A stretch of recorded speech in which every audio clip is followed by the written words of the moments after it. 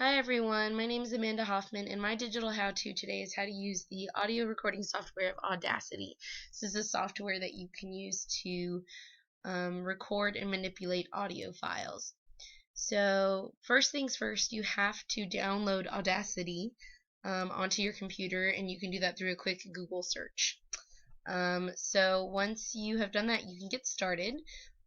Your main controls for Audacity are going to be up here at the top. You've got record, fast forward, rewind, stop, play, and pause.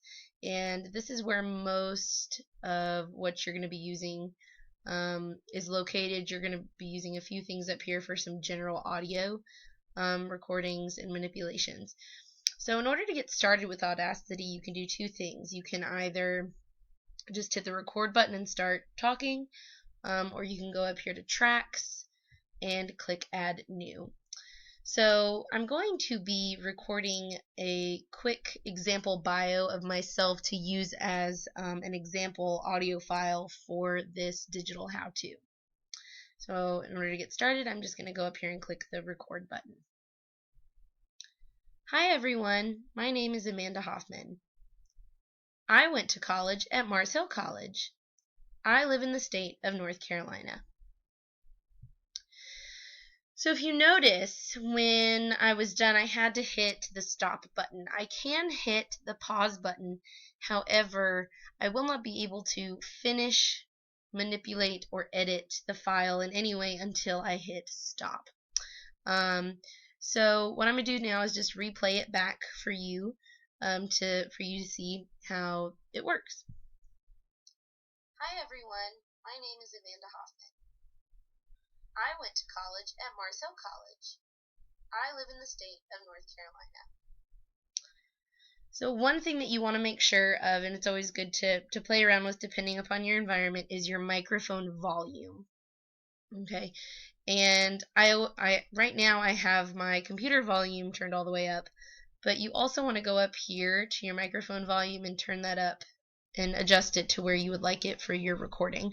I do recommend a higher volume, however you don't want to go too high. I have noticed an echo when you get too high. So now I want to re-record to show the difference between the volumes. So in order to delete a track, what I'm going to do is go up here to tracks and simply click remove tracks, and that will start a brand new clean slate for you.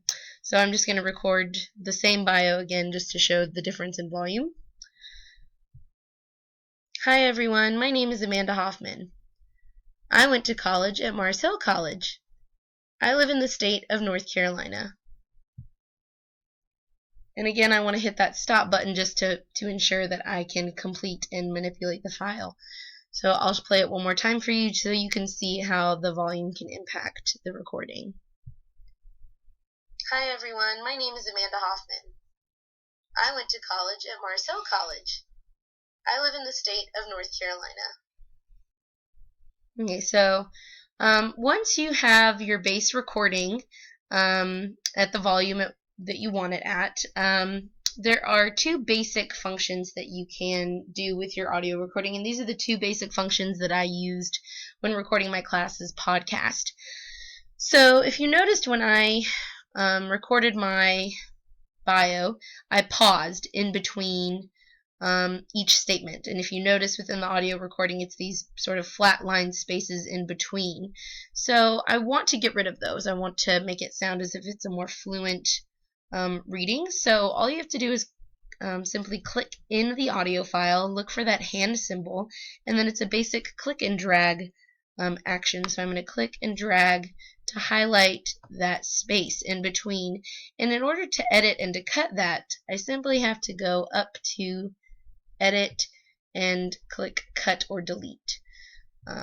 So I'm going to do that, and I will let you listen to it again with that part cut. Now in order to start the audio recording back at the beginning, I have to arrow back with the arrows on my keyboard. Otherwise it will start where you made the edit. Hi everyone, my name is Amanda Hoffman.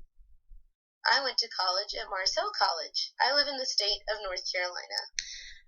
So if you notice, by me editing out that pause, it was able to connect the two statements together, which can be very helpful when you want to talk about, fluency and the importance of pauses, or when you don't need pauses. It can be very beneficial, or when you're reading and there's an interruption with a child, or so there's several functions that's helpful for. So I'm going to go back into my audio file, and I'm going to make sure I have that hand symbol and click and drag just to get rid of that extra pause that I had in the between the first and second statement. So again, I'm going to go up to edit and click cut. And so I will start over again so you can hear the recording straight through. Hi everyone, my name is Amanda Hoffman. I went to college at Marcel College. I live in the state of North Carolina. So as you can see, by editing out the unwanted or unnecessary parts of the audio file, it is able to string it together and allow it to become a more fluent recording. Now, the next action that I used with my audio file of my classes podcast is the option to rearrange the order. We did this if we wanted to rearrange the sections of the classes podcast, depending upon the order and sequence that we wanted to present the information. And so, again, it's the simple click and drag action. And so if you notice, within the audio file, you can see the three general statements within the one file. And so what I'm going to do is I'm going to take that last statement, the one of me living in North Carolina, and I'm going to highlight it. And then what I'm going to do is I'm going to go up here and click edit, hit cut. And then what I want to do is I want to put that at the beginning of the audio file, just to show you how that action works. And so what I'm going to do is I'm going to go over here to the beginning, and I'm going to click to make sure I have that hand symbol. And then I'm going to go up to edit and click paste. And if you notice that it took that and rearranged it and put it in the order. And so I will now play it again so you can see how it changed the order of the sound files. I live in the state of North Carolina. Hi everyone, my name is Amanda Hoffman. I went to college at Marcel College. So you notice this function was able to manipulate the order of the audio file, and this can be helpful if you're trying to play around with the sequence of things.